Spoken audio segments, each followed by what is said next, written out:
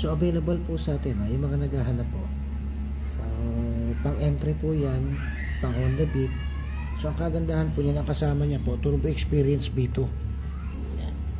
So ang low po niya 60 watts, tapos ang high po niya 70 watts. May kasama na po siyang Demon Eye. So hybrid po yan.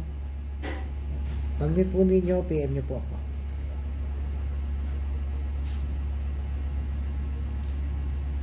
So available po sa atin.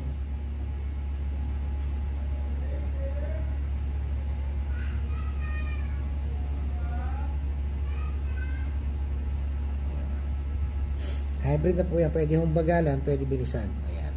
Kung mapapansin po ninyo, PM nyo po ako. AES din po yung nasa loob nito. Ayan. Yung Demon Eye. So AES din po itong eyeline. AES din po ito. Shroud. So PM nyo po ako. Ayan.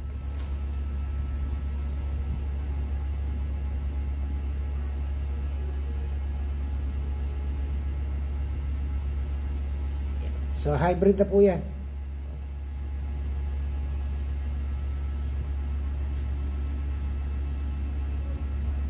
Tapos meron din po yung pulis-pulis. Ito po yung pulis-pulis. Pwede bagalan, pwede bilisan.